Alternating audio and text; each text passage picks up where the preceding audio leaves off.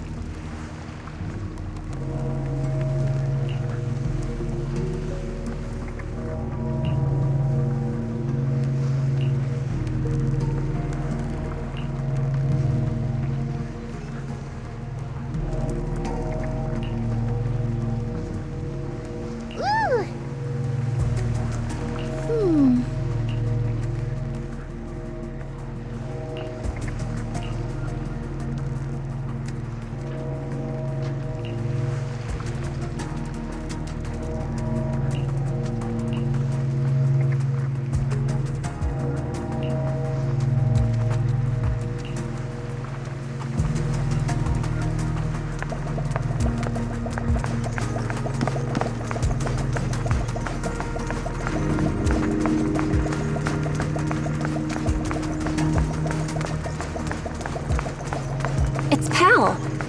What's he doing in front of the auditorium?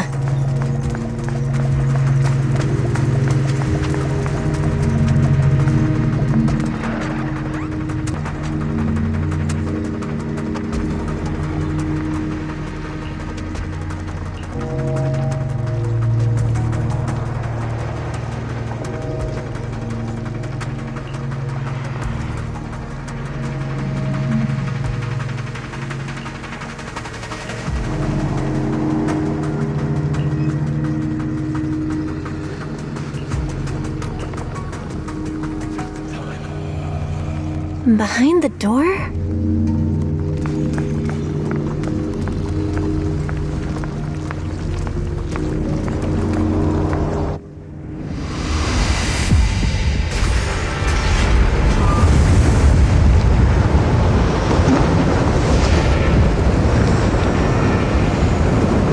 Idhari! That voice. Stay back. It's dangerous.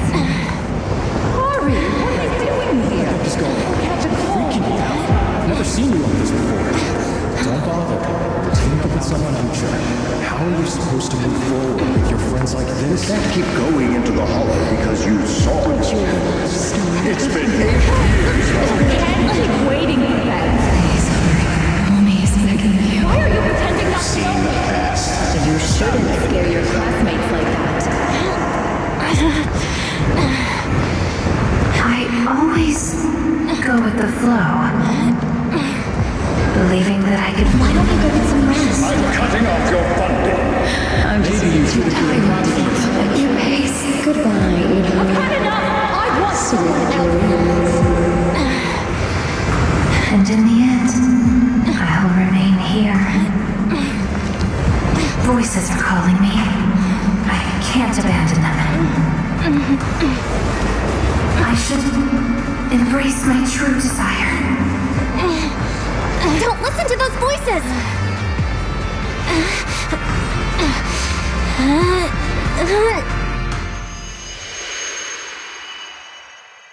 Idhari!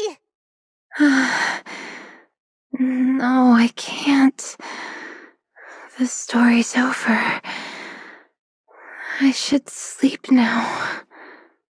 Come on, wake up! Idhari! You promised we'd leave the hollow together! My story ends right here. This is where I drift off. I'm sorry. If only we had met sooner. But we only found each other at the end of the story. The end? No, this is the beginning. The Strawberry Parfait storybook has just begun, remember? My storybook. Don't fall asleep. Keep writing. As a reader, I'm not letting you abandon your unfinished story.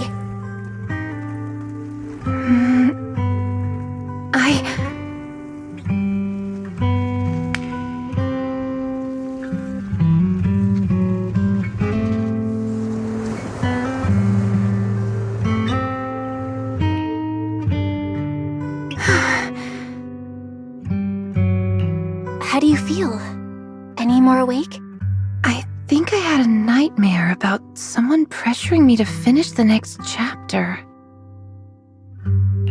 If you keep sleeping, the nightmare will totally come true. Sorry, Belle. I've caused you trouble again. What happened, Itari? You said you'd wait for me at the safe house. Why'd you come back on your own? Maybe I just couldn't resist my curiosity. Moss showed me the truth about the town, but the truth brought nothing but despair. Would you like to see? Behind that door in the corner, there's a hidden room. That's where the ending is. Not just mine, but the ending for everyone in the town. Ready. The hidden door is right here.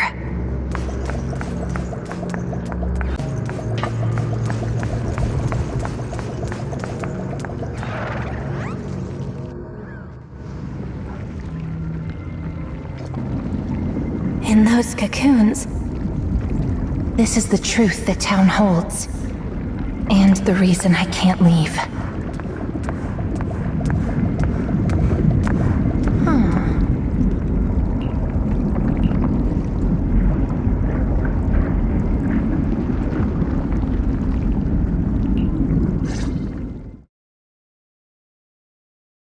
Overgrown weeds and desolate gravel were all it had to offer to its visitors. Fanatics, conspirators, and a prisoner who had yet to realize she would be trapped here for a long, long time. The fanatics manipulated the prisoner. Then they relied on her. Here on this barren land, they tried to peer into the Hollow's memories. The remnants of etheric structures were gradually tracked down and pieced back together, until the town took shape. One day, the fanatics found what they were looking for.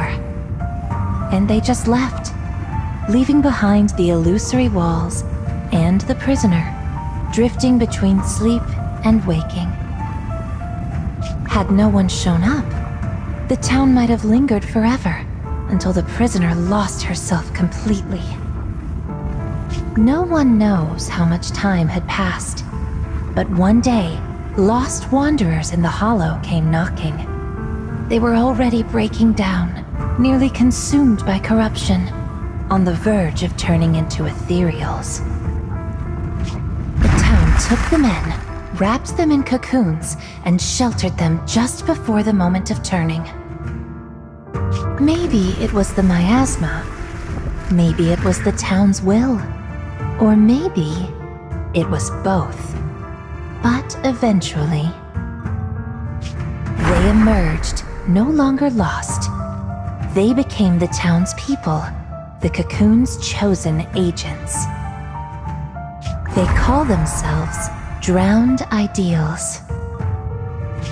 Moss once tested it. If a cocoon is broken, the person inside turns into an ethereal immediately.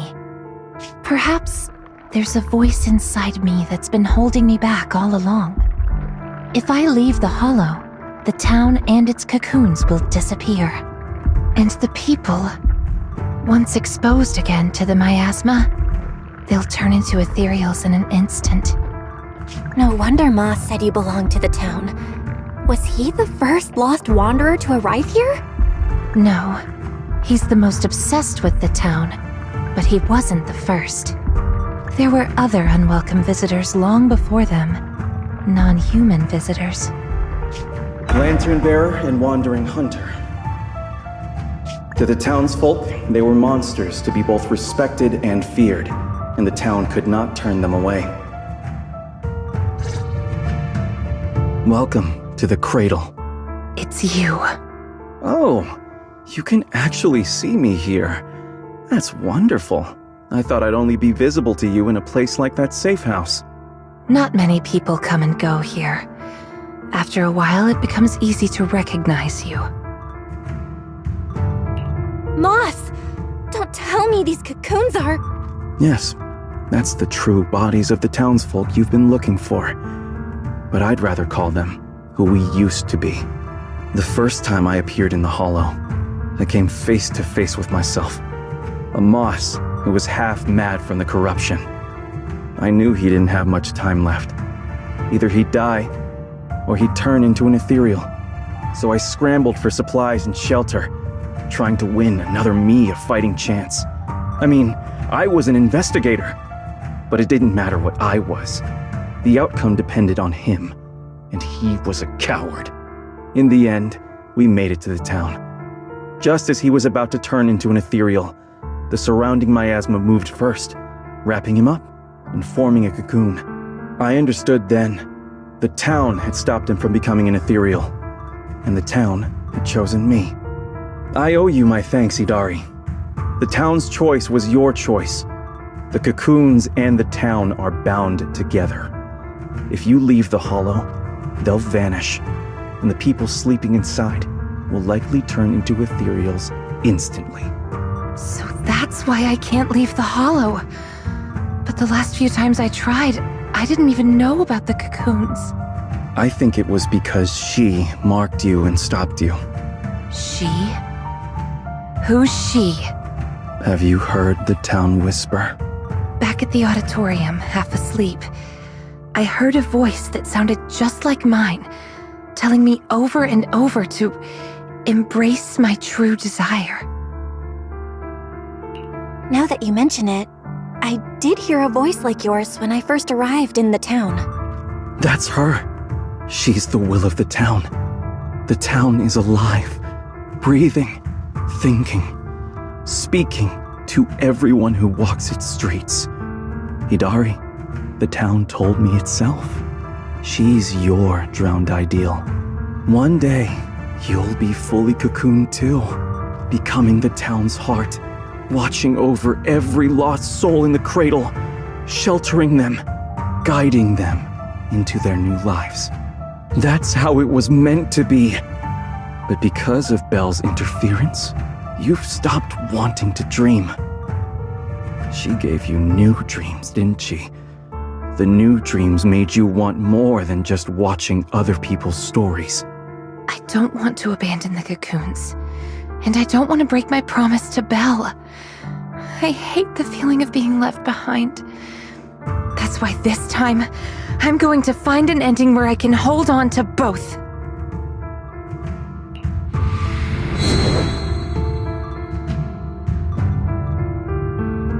Barely a flicker. Even with this many lumen boxes, it's still not enough. Wait, what are those in your hand? Did they just cause the cocoons to react? No way, those things are dangerous.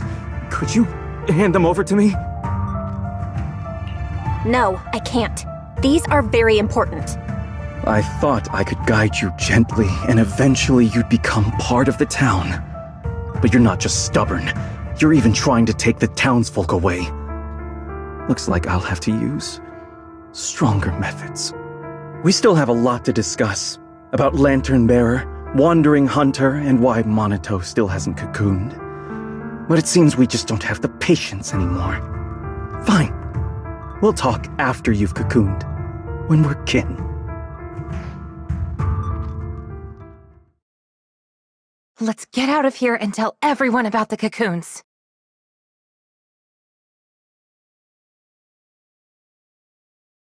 Oh, Idari's here too! You guys okay? Moss came out of the auditorium yelling, and then the townsfolk suddenly swarmed us. We had to fall back here. What's going on? The townsfolk's actual bodies are down in that room. They're all wrapped in cocoons. Got it. I'll hold the door, and you guys figure out how to open those cocoons. It's not that simple.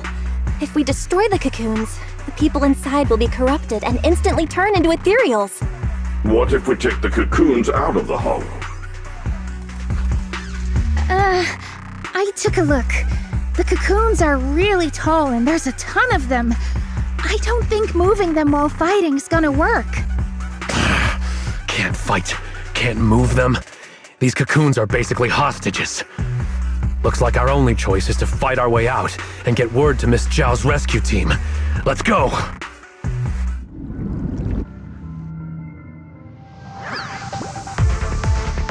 get out of here and bring back the news about the cocoons.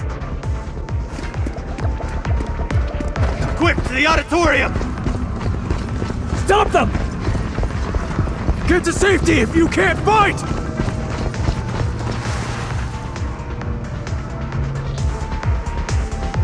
Many of the townsfolk have gathered already. Let's go! The longer we wait, the more of them there will be!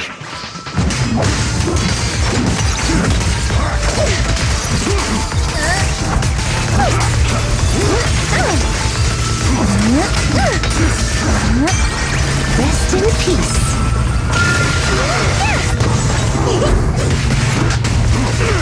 Take a breather, Monato.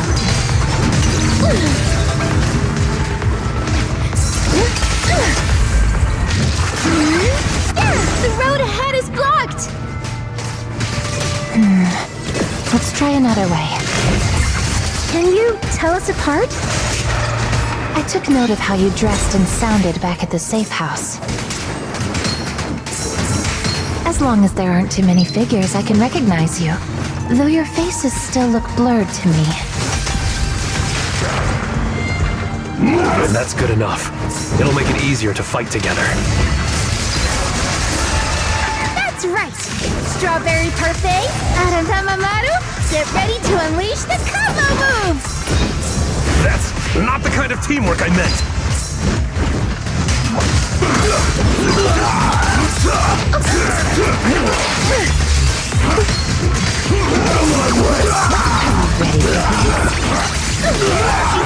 Fall back,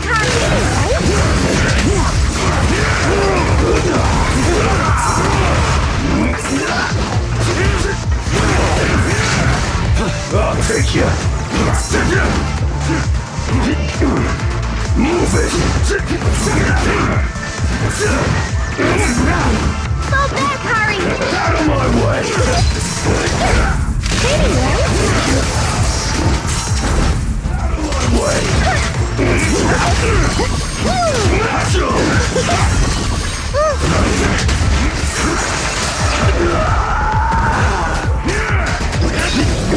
Watch and learn. Watch out! Monato, what's wrong? Are you hurt? These things seem just like the miasma monsters. They can't be killed. Exactly. Even if they disappear, they'll come back after a while. That means we really can't waste time fighting. Let's push straight for the exit. I'll lead the way. These townsfolk suddenly attacked us.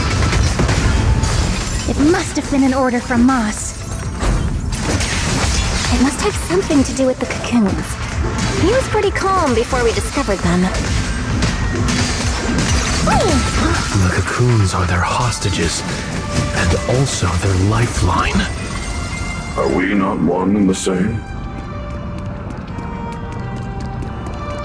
The town's exit is just up ahead. It's Monato's drowned ideal.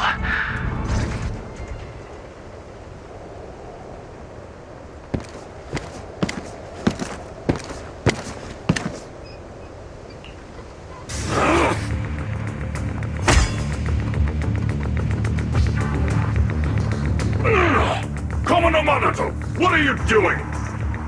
Don't yell at me. It's not like I... Hey! What the hell are you doing? What am I doing? You know damn well. I'm doing what you really want to do. Don't deny it. If only I was stronger than Banyue. Isn't that exactly what you're thinking right now?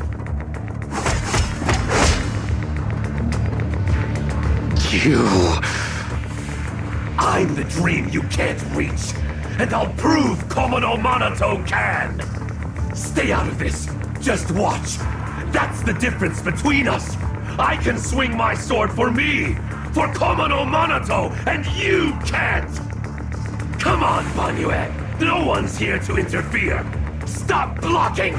Fight me for real!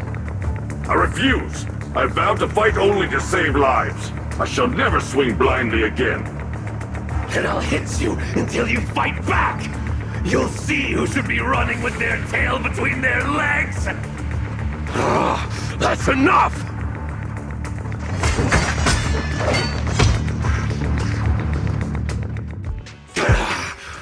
Again, Banyue! Hey! If you're gonna fight, fight me! Leave the others out of it! Fight you? I want a real rival who can stand on their own. Not someone who's injured like you are now. Monato, your injuries. Are you okay? I'm fine. It's just a scratch. I'll say it for you. You tell everyone that. But can you really fool yourself? You're always covering the rear, always taking direct hits. How can we fight fair when you're never at full strength? One of you fights to protect his friends. The other swings for pride when attack even the innocent. Who is truly stronger? The answer is obvious. Friends? Komono Monato doesn't need any friends. Carrying something meaningless like that will only weigh your sword down. Enough. You just want a clean fight, right? So do I.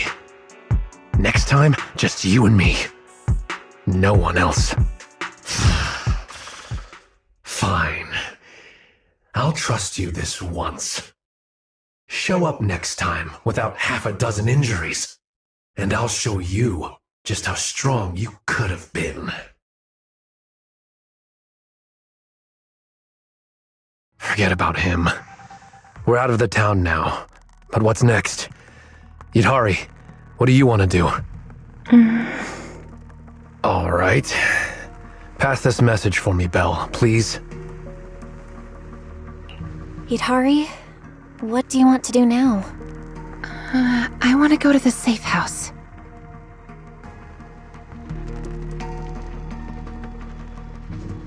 So that means, even if we find a way out, we can't really use it, can we?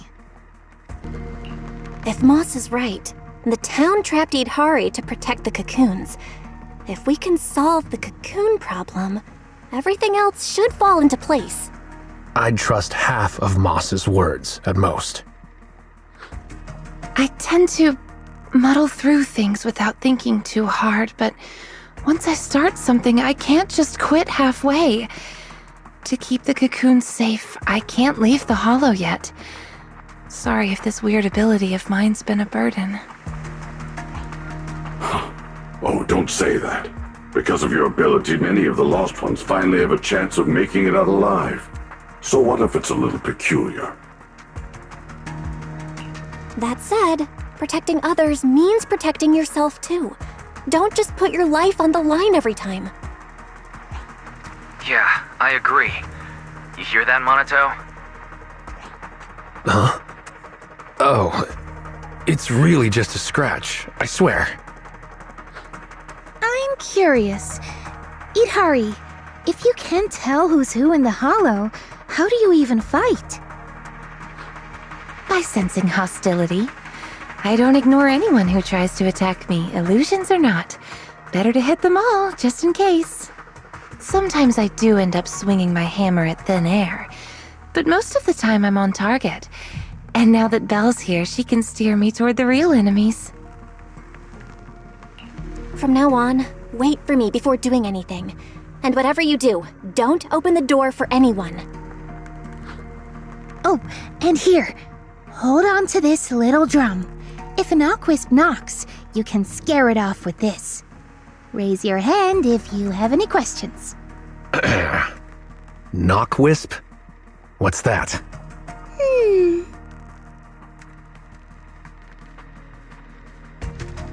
Knockwisps, a clever variant of doppelgangers. They come by the safe house at night, knocking and calling your name to open the door in a human voice. If you hear them calling, don't answer. Hit the drum instead.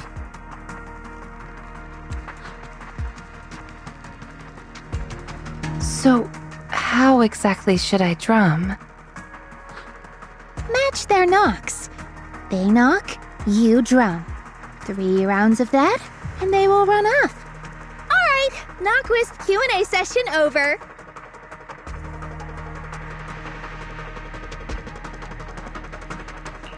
All right, Monato.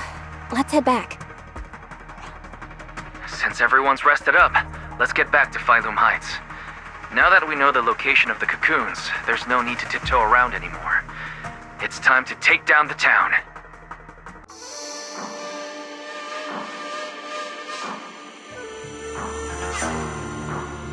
Alright, we're up to speed now. The rescue team's already assembled. We can head out tomorrow. Your intel came just in time. It'll save us a lot of wasted effort. Now, about the plan.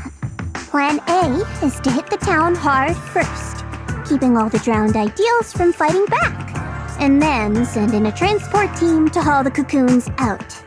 The problem is that's easier said than done. You can't take down a drowned ideal for good with brute force. If you knock them down, they'll just respawn in no time. If we can't push into the cocoon room real fast, it'll turn into a war of attrition, and that's not in our favor. So you're implying there's a better plan B, right? Yes, you're right. And that brings me to my colleague here. Hey everyone! I'm Senior Zhao's co-worker. You can just call me Dylan. And now, I'm here to give you the grand reveal of Plan B! She's, really cheerful. Are you sure you two are colleagues?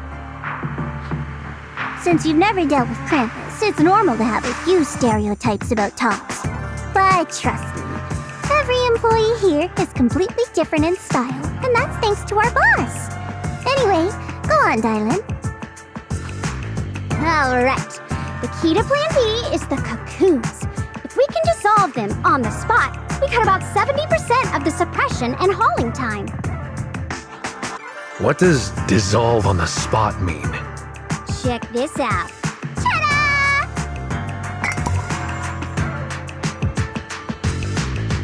The Lupin boxes we gave you before were just a weekend portable test model. This one is the prototype, and its name is... Master Lumen! Huh? Master Lumen? Hey, Lucia finally perked up. That name is, kinda weird. Wait, isn't it called the High Frequency Loom? Shh! Boss said the real name's classified! This is one of Krampus's secret weapons. Only a handful of people in all of Tops know it exists. Now we all do. Oh, hey, that's alright. Boss also told me since bringing it here in Wi-Fi is a top secret op, I should give it a low-key nickname to blend in. And since that Master Tiger movie is super popular now, I borrowed it. Nice. It's a great name. Thanks for the compliment. Anyway, this baby is way more powerful than a Lumen box. If it fires up properly, it can suck up a whole room's worth of miasma in no time. So, if it fires up properly, we'll basically make the room with the cocoons a temporary safe zone. That means, even if a cocoon breaks, nobody's turning into an ethereal. We could save everyone trapped inside and wipe out all of the drowned ideals on the spot. But you just said, if it fires up properly twice. Kinda hard not to be concerned about that. Because Master Lumen has a nasty temper. One bump here or there and its energy starts leaking. Mess up the start sequence even a little and the absorption rate goes all over the place. That's exactly why we've been working on a safer, more portable model. But I figure no harm in trying it here, right?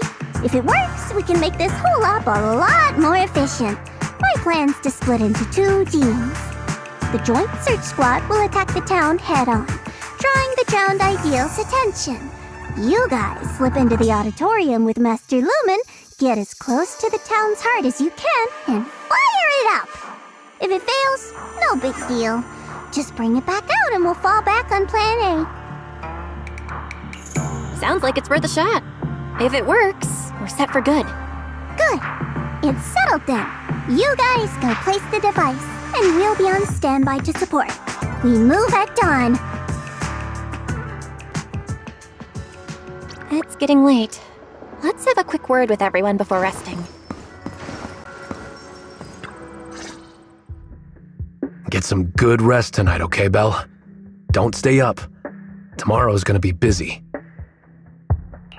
Are you sure your injury's fine? I'm fine. It's just a couple of scratches. I'll be all good after a good night's sleep. Don't let that drowned ideal talk you into worrying. There's something I've been dying to ask. Why is your drowned ideal like that? I think I was 8 back then. After the fall of the old capital, I was wandering on my own and ran into some folks in white coats. They said they were from a gang called the White Heart. I thought it was pretty cool, so I tagged along. They dragged me into the hollows, telling me to crawl through old luxury store ruins to grab loot. I thought if I could squeeze through those cracks without crying, I'd eventually earn my spot in the gang. Then one day, the hollow's ether levels went berserk. It was too dangerous for anyone to get in. The boss called it quits, divvied up the loot, and kicked me to the curb. They never saw me as part of the gang. When they needed me, they called me an 8-year-old bro. When they finished using me, they dug up every excuse to call me dead weight. I fought back, tried to fight for my share. But those guys, grown men beating the crap out of a kid, they didn't hold back. That day, when I could only crouch on the ground with my head in my arms, I swore to myself that Komo no Monato needed no friends, trusted no one, and he'd fight for himself and himself alone. And that one day, I'd go back to the White Heart, beat every last one of those laughing jerks to the ground, and make them kneel and call me boss. So that version of you, that's the person you wanted to be back then. The second I saw him, I knew what it was all about. Actually, I had chased that goal for years. If it weren't for the kids, maybe I really would have become just like him. The kids? Yeah. I guess you could say I found them. Or maybe they found me. Either way, we're family now. I've got a soft spot for being called brother. But the kids taught me there's a difference between asking something of you and treating you like family. Bro and brother can be really different. Belle, tomorrow, I want to go alone. Are you gonna face him alone and end things once and for all? Yeah. Then, go. Make sure you win. Don't worry. I won't lose. I'm not like him. I've got people waiting for me to come back.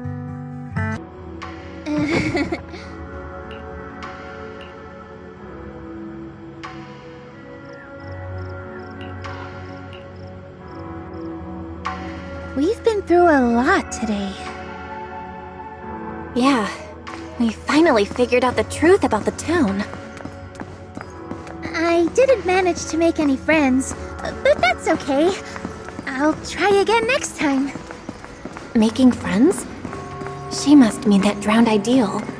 I'll ask her about it later. Phylum Heights is still pretty lively at this hour.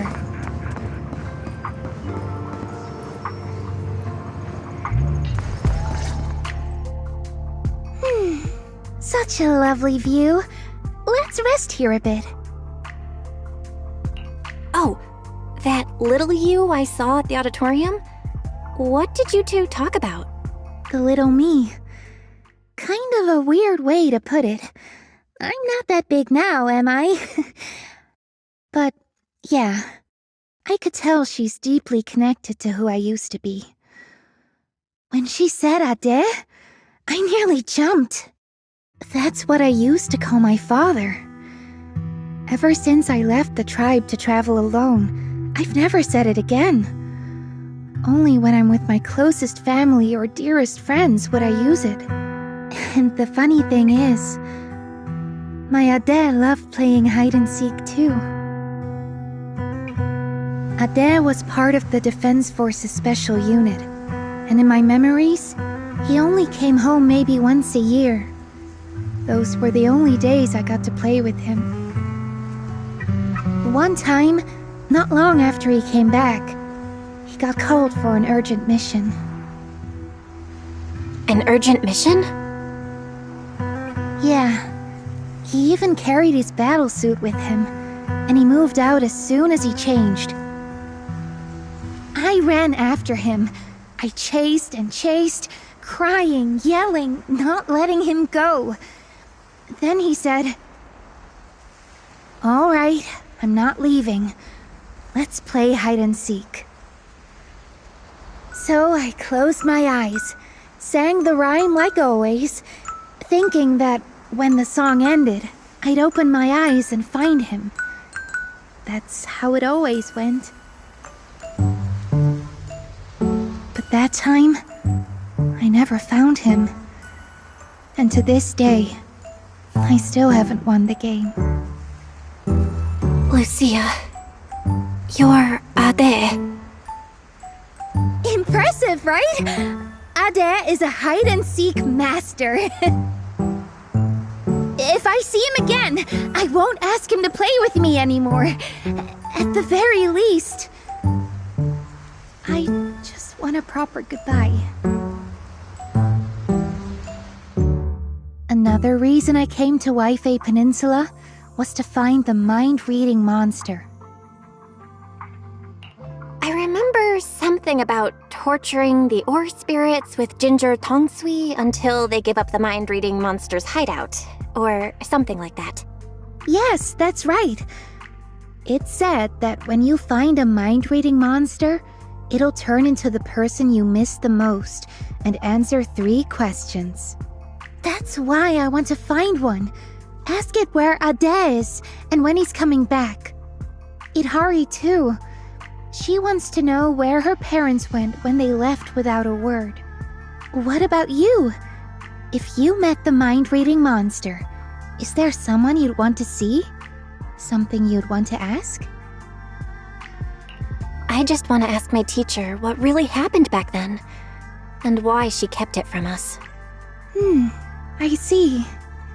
Even though what we long for is different, the questions we want to ask are all kind of the same. Can I have some ginger tongsui? I'll help you hunt down the mind-reading monster. oh, take as much as you want. I prepared plenty. You're the first person who's actually listened to my whole story about the mind-reading monster. Most people bail halfway. Yep, now that you've heard it, we're officially friends. So, can I call you Belle? Of course you can. Perfect! Another friend who likes ethereal stories! I'm getting a midnight snack. Wanna come? But won't we have a hard time sleeping if we eat snacks at this hour? There's a lot to do tomorrow. We should sleep. Is that right? Then you go ahead and sleep. I'll bring back snacks and keep watch.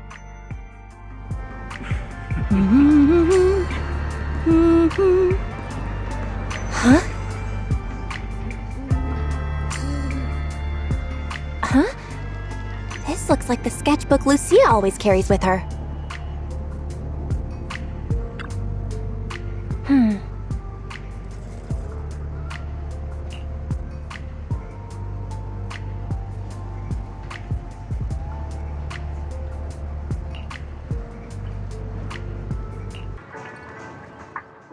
Everyone's here. Let's move out. So these are all search squad members? They look like they come from all sorts of backgrounds. That's right. We handpicked these people based on intel about the drowned ideals. They come from all sorts of backgrounds, yes, but every single one of them is perfect for this mission. One last run through the plan. Team 1 is the search team. They'll be the first into the town. If they run into drowned ideals resistance, they'll suppress it by force. Team 2 is the transport team. They'll enter the hollow 30 minutes later and, depending on the situation, decide whether we can get all the cocoons out. Team 3 is a special squad, led by Miss Bell. Once Team 1 is in combat, she'll slip into the auditorium and set up Master Lumen where the cocoons are. Also, Miss Bell, I'd like to borrow Banyue Shifu from you. Team 1's got plenty of firepower, but Team 2's slower and has fewer fighters. That's why we need a reliable agent to hold the line in case things go sideways. No problem. Banyue Shifu can make the decision himself. Sure. If that's Miss Zhao's request, I'll see to it that the transport team makes it through in one piece. If Banyue's not there, won't you be short-handed? Maybe I should just... Don't worry about it. Just do what you really want this time. Swing your sword without holding back. Thanks. I'll head to the town first. If everything goes smoothly, I should run into you guys. Master Lumen is all yours now. Keep a close eye on it, please. Got it. I'll keep a close eye on the device. I'll keep an eye on Belle then. All right, let's move out. First stop, the safe house to grab Itari. Then, straight to the auditorium.